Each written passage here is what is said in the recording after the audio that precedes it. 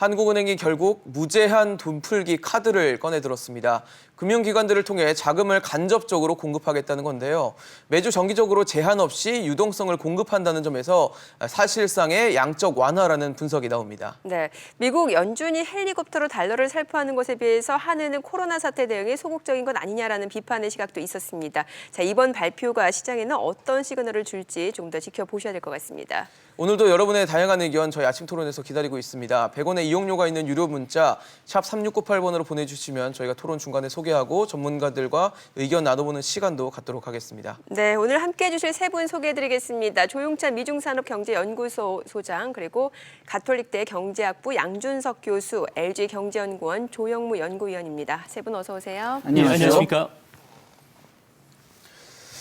한국은행이 이제 금융시장의 불안을 해소하기 위해서 다음 달부터 3개월간 금융회사의 유동성을 무제한으로 공급하겠다라고 밝혔습니다. 사실 뭐 그전에 있었던 금융위기라고 할 수 있는 IMF 외환위기라든지 글로벌 금융위기 때도 이렇게 하는 방식은 카드는 꺼내들지 않았는데 현 시점에서 이렇게 양적 완화로 불릴 수 있는 해석되는 이 카드를 꺼내든 배경 역시 뭐 위기라고 느꼈기 때문에 초유의 위기라고 느꼈기 때문이겠죠, 아무래도. 네, 아무래도 그런 거로서 보여지는데요. 뭐 코로나와 관련해서는 국제 표준을 만들겠다는 정부가 금융 정책과 관련해서는 항상 뒷부분만 쳐왔다는 게 아무래도 이번 조치를 좀 더 과감하고 신속하게 내놓은 배경이 될 것으로 보여지는데요. 예. 하지만 FRB 같은 경우에는 3월 달 들어와서 임시 FOMC만 3차례 개최를 하고 뭐 제로 금리뿐만 아니라 양적 완화 그리고 매일 새로운 대책들을 내놨는데요.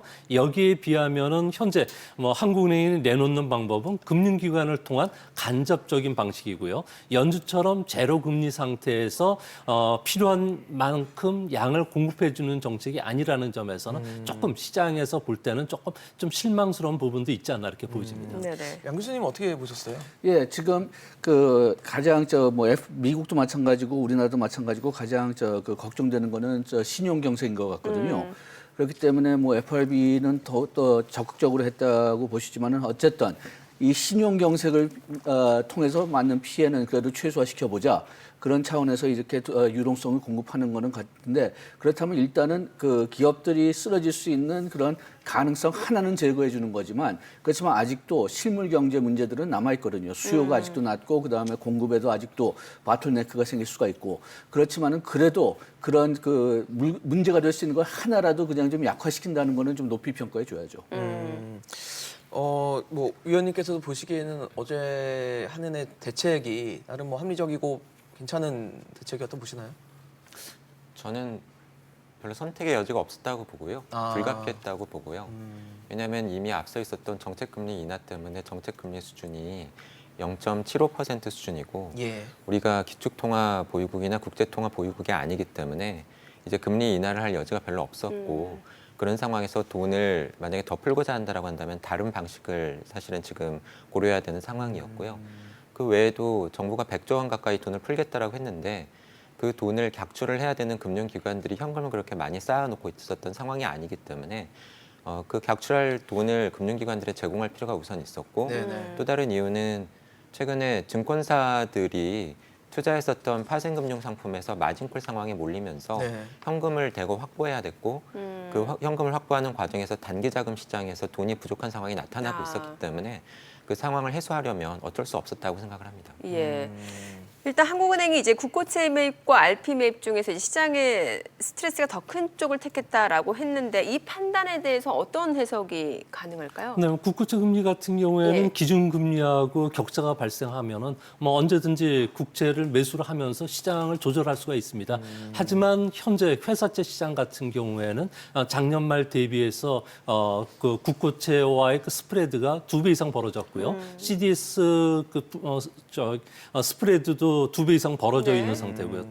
올해 만기가 들어오는 회사채 같은 경우는 한 37조 원, 그리고 4월에만 6조 5천억 정도가 그렇죠. 되는데요. 신용 등급이 지금 계속 떨어지고 강등되고 있는 상황이기 때문에 아무래도 차한 발행이 어려워진다면은 뭐 연쇄 금융 그 신용 위기로 예. 빠질 수 있는 상황이었기 때문에 뭐 여지는 없었던 것으로 보여집니다. 예, 예. 예, 뭐 지금 말씀하신 대로 지금 국채를 사용한다면은 그러면은 그 공급할 수 있는 그 유동성이 상당히 많이 제한됐을 것 같아요. 그래가지고선 저 미국에서도 지금 저 QE를 다시 시작할 때 그때 저 뭐 사채들을 일단 뭐 장기 사채들은 받겠다, 본들은 받겠다, 뭐 그런 식으로 많이 늘렸던 그 직접 시장에 직접적으로 많이 영향을 주려고 그렇게 이제 도구를 선택한 거죠. 네. 그런데 지금 저 말씀하신 대로 좀 다른 도구도 여기에 좀 추가됐으면 좀 좋지 않았을까 그런 저 그 시장에서 기대가 좀 많이 있는 것 같고 예. 시간이 지나면서 추가는 될 겁니다. 다만 그게 얼만큼 늦어지느냐 그리고 또 일부는 뭐 국회 동의까지 필요하다고 하니까 또 그쪽에서 얼만큼 빨리 움직여 주느냐 거기에 달려 있겠죠. 네네. 사실 뭐 이론적으로는 RP라는 거를 매입을 하면 유동성이 공급이 되는 게 맞는 것 같은데 실제적으로 한은이 이번에 환매 조건부 채권인 RP를 매입을 했을 때 시장에 좀 유동성을 넣는 통화를 공급하는 효과가 실제적으로는 나타날까요? 지금 이 상황에서?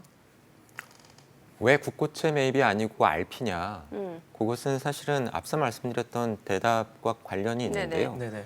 증권사들 같은 비은행 금융기관들이 최근에 돈이 부족해지면서 네네. 단기 자금 시장에서 돈이 부족해졌고요. 그런 상황은 지난해 9월에 미국 단기 시장에서 비슷한 일이 있었고 그렇다 보니까 우리는 RP라고 부르지만 미국에서는 레포라고 부르는 단기 네. 자금 그렇죠. 시장에 미 연준이 돈을 넣었던 것처럼 지금 증권사들 중심으로 해서 비은행 금융기관들이 돈이 부족했기 때문에 이번에 국고채 매입이 아니라 RP 방식을 선택을 한 것이고요. 그리고 이번에 발표된 내용을 보시면 단순히 양적 완화를 하겠다라고 하는 것이 아니라 예. RP 거래 대상 금융기관의 범위를 이러한 증권사들을 포함해서 대거 넓혔습니다. 그게 결국은 앞서 말씀드렸던 그런 상황을 반영한 결과라고 봅니다. 조금 좀 생각 네. 좀 하는 게 뭐 아직까지는 조금 좀 조금 좀 미숙한 생각일지 몰라도 이렇게 해가지고선 저 정부가 금융기관들의 리스크를 일단 자기네들이 감수하겠다고 좀 그렇게 받는 그런 또 활동이지 않을까 좀 그런 생각도 좀 들거든요. 네. 왜냐하면은 지금 그 세계가 금융시장이 거의 이제 거의가 아니라 뭐 패닉 상태에 예, 왔으니까 그러니까 상당히 많은 리스크가 지금 이제 발생했는데 그 리스크는 누구한테 가야 되는데 이 리스크가 계속 그냥 민간 그 금융기관에 남아 있다면은 그 크레딧 크런치 신용 문제가 나오기가 뻔하거든요. 네. 그렇기 때문에 일단은 지금 최소한도 다음 몇 달 동안은 그 정부하고 중앙은행, 그 한국은행이 이런 리스크를 자기네들이 갖겠다. 그리고 기업들한테는 안전한 현금을 일단 공급해주겠다. 그런 차원에서도 좀 해석하지 않을 수 있을까 좀 생각합니다. 그러니까 네. 뭐 유효 수요 대책이 없는 상태에서 돈을 푼다고 하면은 아무래도 우리나라의 그 돈의 통화 승수죠. 통화 유통 속도를 보면은 24년 만에 최저 수준까지 떨어졌거든요. 뭐 경제의 혈액이라는 돈이 지금 안 돌고 있다는 겁니다. 예. 이 때문에 뭐 기업들뿐만 아니라 금융기관들도 뭐 현금이 왕이다고 생각하면서 전부 깔고 앉아 있는 예, 상태이기 예. 때문에 앞으로 이런 부분과 관련해서 좀 유효 수요 창출이라든지 다양한 도구를 통해서 시장을 계속 자극시켜줘야 되지 않나 이렇게 보여집니다. 네. 자, 그런데 이제 우리나라는 기축 통화 국가가 아니잖아요. 그러다 보니까 이런 식으로 이제 시중에 자금이 많이 풀리게 되면은 혹시 환율 시장 자체가 불안해지는 거 아니냐라는 우려도 있어요. 어떻게 보시나요? 그래서 이제 일단은 우리가 우리 외환 보유액 비교에서는 그렇게 큰 금액은 아니지만 그래도 네네. 일단 한미 수합을 했다는 게 예. 저는 상당히 다행이라고 생각하는데 과거에 2008년 글로벌 금융위기 때는 우리가 수합을 구하려고 해도 미국에 상당히 소극적이었는데 이번에는 우리가 협상을 잘했는지 상당히 빠른 단계에서 뭐 아직도 우리 외환 보유액보다는 좀 적은 금액이지만 그래도 과거보다는 많은 금액으로 수합했다는 게 좀 시장에 그 장기적으로는 안정성을 좀 더할 것 같다. 좀 저는 그렇게 생각하고 있는데요. 네네. 미국 차원에서도 우리한테 그렇게 수합을 잘 준 이유가 빨리 준 이유가 미국 연준도 지금 자기네들 기업들한테 그리고 국제 금융기관들한테 달러를 공급해 주고 싶거든요. 지금과 같이 그냥 연준도 전략을 보면은 리스크는 일단은 우리가 감수하겠다. 그런 식의 전략을 쓰고 있으니까 우리 수합을 통해 가지고선 그 미국이나 국제 그 금융 시스템에 그 달러를 공급해주면 현금을 공급해주면은 그러면 이것도 이제 연준의 어떤 목표하고 맞지 않나 좀 그런 생각을 하고 있습니다. 네, 우리나라의 그 정부의 GDP 대비 정부 부채 비율을 보면 현재 41%인데요. 네네. 이제 앞으로 국고채 발행이 올해 중에 130조 원 정도가 예상되고 있고요. 예. 또 재난 기본소득도 발행을 하고 그리고 40조 원의 국민채가 발행이 된다면은 금융시장에서는 20조 이상의 매달 수요가 생기는데 문제는 이거를 전부 소화시켜 줄 수 있느냐가 문제인 것 같고요. 또 저금리 상황에서 국고채 발행을 계속 늘렸을 경우에는 미래 그 재정 여력이 부족해질 수밖에 없습니다. 뭐 결국 그렇게 되면 CDS 프리미엄이 올라가게 되고요. 또 대차입 여건이 더 악화되면 환율 변동성도 커지게 되고 이렇게 되면 자본 유출로 연결될 수가 있기 때문에 이런 고리를 끊기 위해서 어느 정도 경기가 좋아지면 돈 풀기를 좀 중단하고 다시 회수하는 정책을 써야 되지 않나 이렇게 보입니다. 반면에 조영무 연구위원님은 지금 이러한 정책 자체가 불가피했기 때문에 환율 시장에 미치는 영향이 크지 않을 거다 이렇게 보시는 건가요? 저는 지금 그걸 신경 쓸 때가 아니라고 신경 쓸 때가 생각합니다. 아니다. 지금 우리가 안 하던 양적 완화를 한다고 해서 예. 우리만 돈을 푸는 것도 아니고요. 예. 사실은 미 연준은 무기한 그리고 무제한 양적 완화를 하고 있고 ECB, 일본 중앙은행 역시도 우리의 버금갈 정도로 하고 있기 그렇죠. 때문에 예. 모든 나라들이 동시에 돈을 푼다라고 해서 우리 원화의 가치만 특별히 떨어질 이유는 없고요. 그런데 이러한 상황에서 결국은 어느 나라 통화의 가치가 지금 상황에서 어디가 더 떨어지고 덜 떨어질까 결정하는 것은 결국은 지금 경제 위기의 원인이 코로나이기 때문에 어느 나라에서 코로나를 효과적으로 방역을 하고 그 나라 기업들이 덜 망하고 실물 경제가 덜 충격을 받을까에 따라서 영향을 받을 거라고 생각을 하고요. 네네. 뭐 오늘 포커스는 아니지만 네. 한미 통화 수합 이야기가 나와서 예. 저는 우리나라가 협상을 잘해서 통화 수합이 이루어졌다고 보지 않고요. 예, 왜냐하면 그렇다고 한다면 우리나라랑만 통화 수합을 해야지 왜 다른 9개 나라랑 이번에 추가로 같이 하겠습니까? 그것은 글로벌 금리 위기 당시에 이미 14개 나라와 통화 수합을 맺어서 하고 있었는데 예. 9개 나라와는 중간에 중단을 했었고 유로존이나 일본과 같은 5개 나라는 상시 통화 수합을 유지하고 있다가 이번에 다시 9개 나라를 되살린 거죠. 그 이유는 우리나라 같은 다른 나라들 도와주기 위해서라기보다는 미 연준이 이렇게 가만히 놔두었다가는 글로벌 금융시장 혼란이 미국 기업들, 미국 실물 경제에 악영향을 미칠 수 있겠다라고 하는 어떻게 보면 지극히 자기 나라 중심적인 판단 하에서 다시 통화 수합을 재개했다라고 보기 때문에 그런 면에서는 미 연준의 판단의 결과라고 봅니다. 네네. 그런데 지금 또 뭐 외환 위기 이야기가 뭐 조금 좀 나왔으니까 그런데 지금 그 패닉 상태에서는 무엇 때문에 이게 방아쇠가 될지 확실히 몰라요. 예. 그렇기 때문에 이런 정책을 만약 안 했다고 해도 그 시장이 불안해지면은 또 다시 뭐 위기가 생길 수가 있기 때문에 너무 그냥 뭐 위기가 생기지 않을까 그런 걱정은 하지 않고 어떻게 하면은 일단 나라를 우리 경제를 안정화시킬 수가 있느냐 네. 그게 우선순위가 돼야 될 것 같습니다. 괜히 그냥 외환 위기나 뭐 금융 위기가 생길 것 같다고 걱정해가지고선 어떤 조치를 예. 취하지 않으면 예. 조치를 취하지 않아가지고선 시장이 불안해지면서 그런 위기가 생길 수가 있으니까요.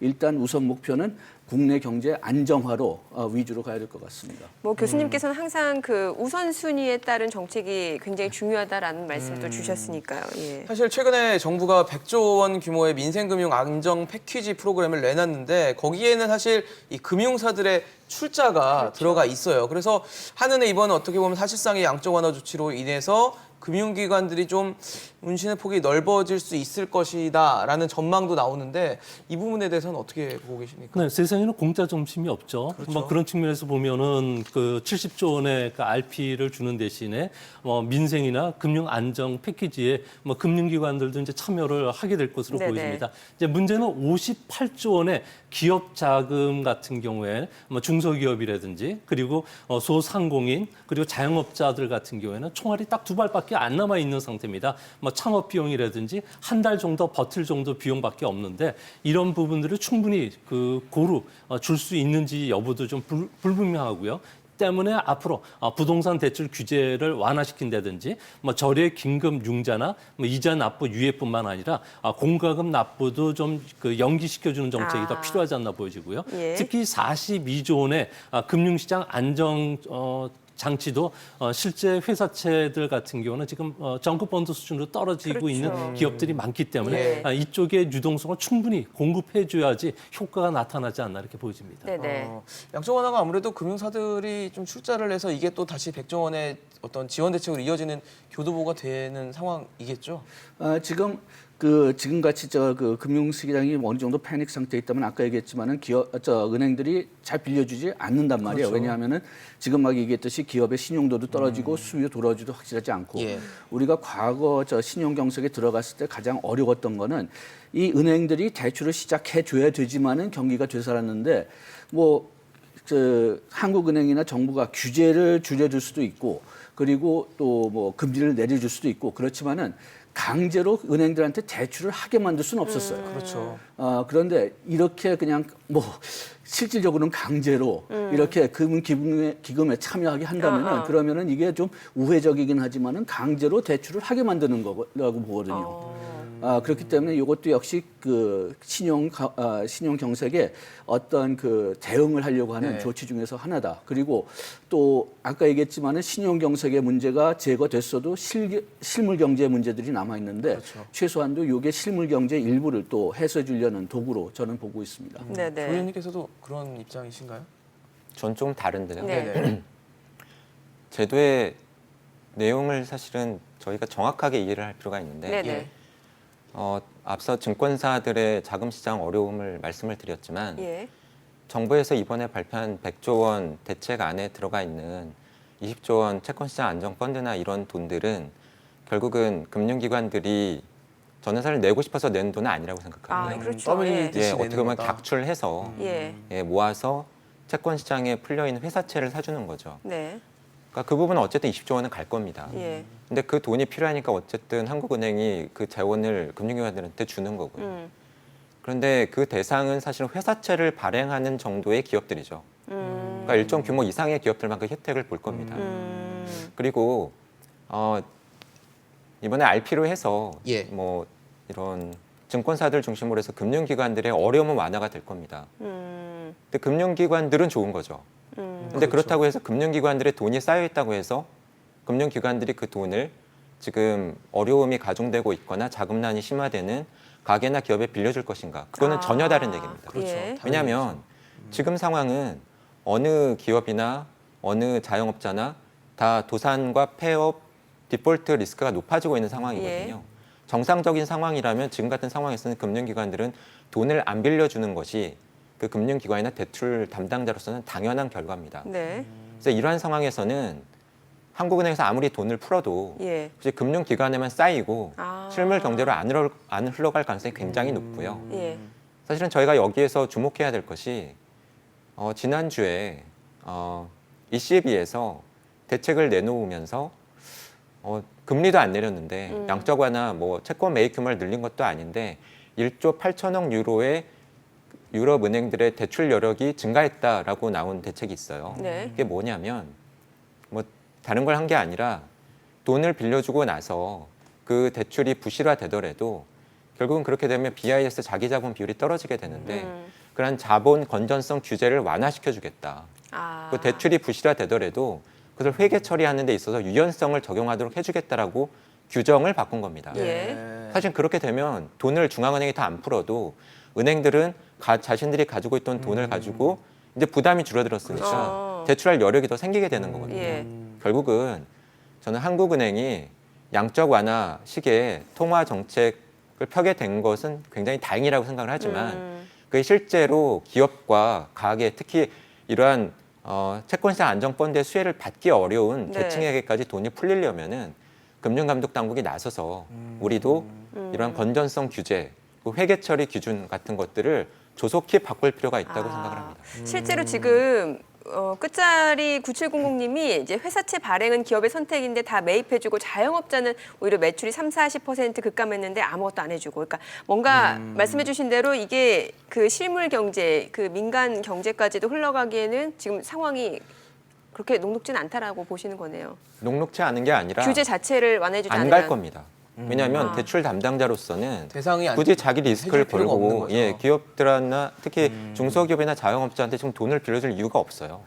그러니까 위험을 떠안고 은행이 대출을 해주려고 하지 않을 텐데 네. 이렇게 하기보다는 아예 문턱을 낮추고 규제를 낮춰줘서 하게끔 만들어주는 게 더 중요하다는 말씀이신 어떻게 거네요. 하면 실제로 금융기관이 움직이게 할 것인가를 고민을 해야 됩니다. 네. 네, 동의를 하면서도 조금 좀 생각이 다른데 예. 지금 규제를 내려준다고 해도 은행이 원래는 돈을 벌려고 이게 사업하는 데잖아요. 그렇죠. 그러면은 지금 위험한데 그런 자영업자들한테 뭐 기준이 낮아졌다고 해도 돈을 빌려줄까? 그리고 돈을 빌려준다고 하면은 그 금리가 엄청나게 높지 않을까? 위험성 감소해야 되니까요. 그래서 이런 규제 완화가 확실히 필요하다고 생각합니다. 확실히 필요하다고 예, 예. 생각하지만은 그렇지만은 자영업자들하고 그런 소상공인들한테 규제를 내려도 돈이 갈 수가 있느냐 그건 조금 좀 제가 좀 의심이 있습니다. 그래서 거기에 대해서는 직접 지원이 필요하지 않나 필요합니다. 직접 지원. 생각합니다. 예. 예. 근데 사실 이 지금 계속 나오고 있는 대책 자체가 지금 뭐 돈맥 경화라고 하는 그러니까 돈이 돌지 않는 상황을 좀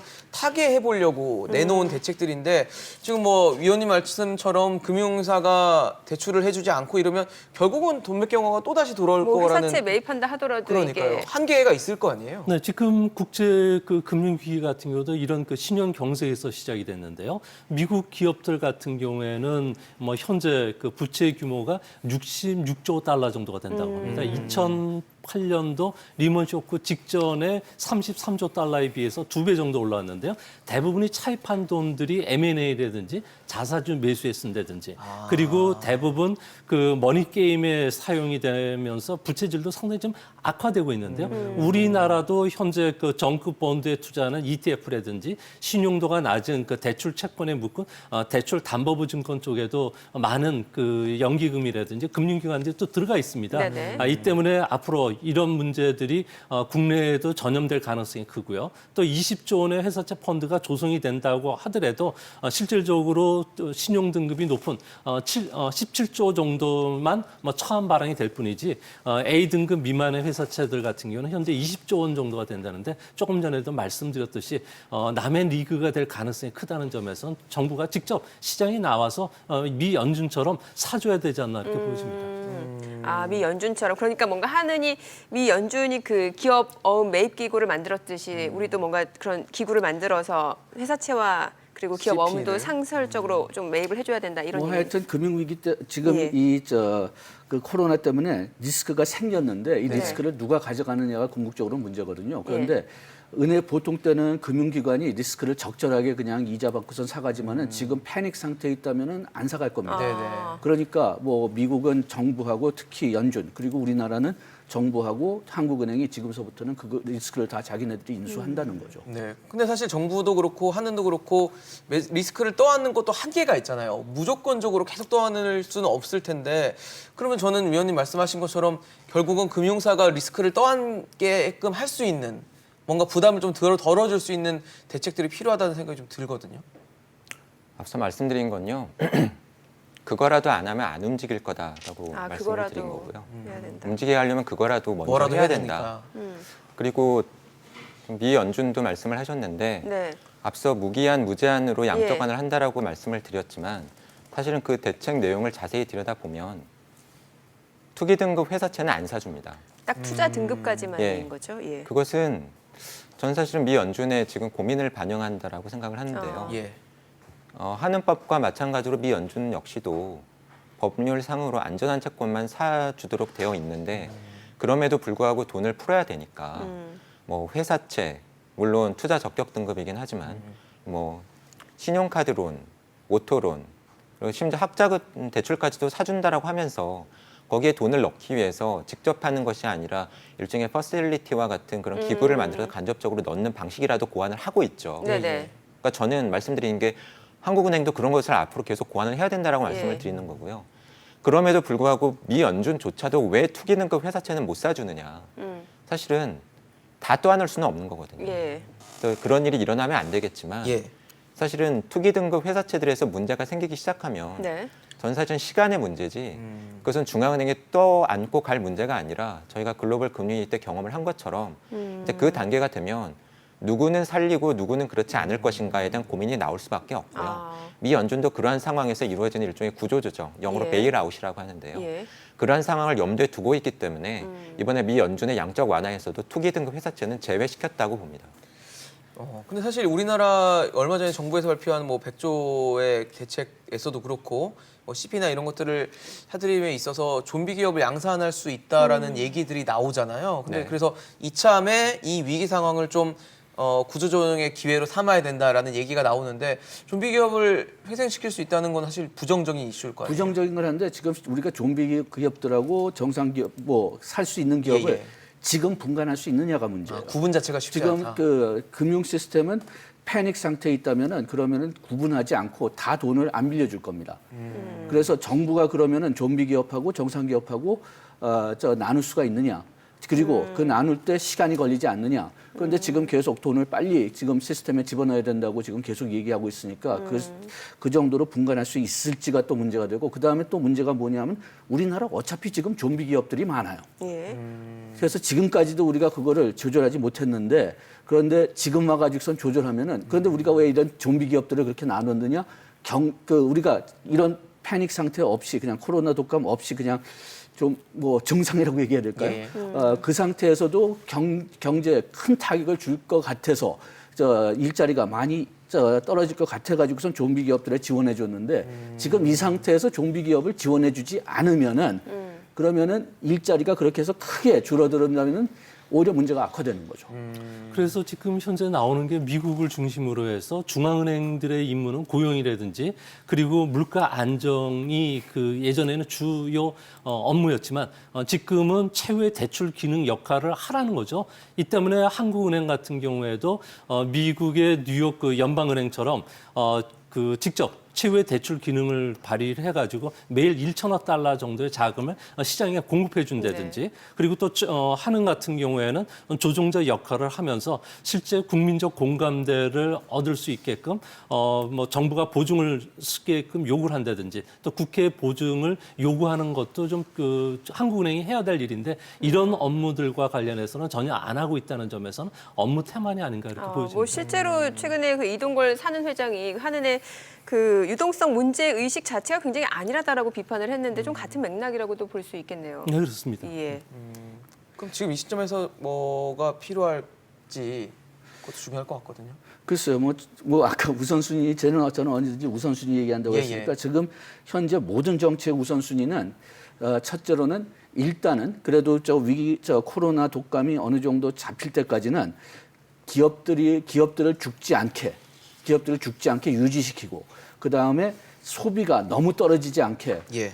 조절하는 그게 가장 타깃이 돼야 될 것 같습니다. 그렇게 된다면은 뭐 지금 좀비 기업한테도 돈 주는 건 어떤 면에서는 할 수 없고, 예. 그 다음에 제 생각으로는 선별적으로 그 소득을 지원해 주는 게 더 나을 것 같지만 그래도 소득을 지원해 주는 수밖에 더 없고 그렇게 해서 일단은 이 코비드가 잡힐 때까지만이라도 해도 기업들을 일단 살려놓고 그 다음에 기업들을 살려놓으려면은 소비가 너무 크게 줄지 않아야 되니까 소비를 늘릴 수 있는 가장 효과적으로 가장 적은 돈으로 소비를 늘릴 수 있는 방법들을 계속 생각해내야 된다고 봅니다. 네. 뭘 할 수 있을까요? 앞서 뭐 한은으로서는 불가피했다라고 말씀을 드린 네네. 이유는 지금 우리나라를 비롯해서 주요국들이 하고 있는 정책을 보면 그건 선택의 여지가 없고요.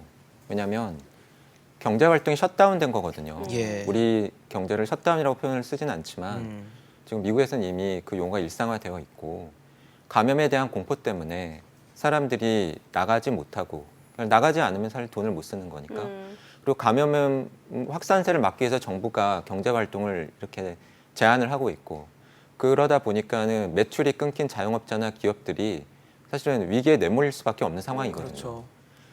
이게 사실은 실물 경제 위기라고 한다면 중앙은행들이 왜 이렇게 나서고 있는가? 이 상황이 조금 더 지속되면 이제 도산, 디폴트가 나올 거고 금융기관들이 타격을 입을 거고 자본 건전성이 약화되는 것 같으면은 대출을 회수하지 않아도 되는 기업들한테도 돈을 걷어들이고 그게 사실은 저희가 이미 경험한 금융 위기죠. 한마디로 실물 경제가 금융 위기로까지 넘어가서 네. 저희가 이야기하고 있는 복합 위기로까지 확산되는 것을 막기 위해서 지금 이러고 있는 겁니다. 예. 네. 그래서 선택의 여지가 없다고 말씀을 드린 거고요. 그렇다고 한다면 지금 관건은 뭐냐면 이걸 언제까지 할 수 있지? 그리고 누구까지 지금 우리가 커버해 줄 수 있지 해줘야 하는 되는지. 문제가 대두될 수밖에 없고요. 사실은 저는 간절하게 그런 상황까지 가지 않기를 바라지만 예. 만약에 그러한 시점이 다가온다라고 한다면 이걸 우리가 언제까지 이러한 식으로 지속을 할 것인가 그리고 누구까지 커버를 해줄 것인가를 저희가 고민을 할 수밖에 없고요. 네. 그러한 면에 있어서는 저는 그러한 상황에 대비를 해야 되고 네. 그러한 면에서 가장 효과적인 경제 정책은 사실은 코로나 확산세를 조기에 진정시키는 방역이라고 봅니다. 예, 예, 결국은 알겠습니다. 방역이 우선이 돼야 나중에 경제에 대한 또 실물 경제와 금융시장에 대한 파장도 막을 수 있다라는 정리를 해주셨습니다. 오늘 세 분과 함께 아침 토론 진행해봤습니다. 말씀 감사합니다. 잘 들었습니다. 고맙습니다.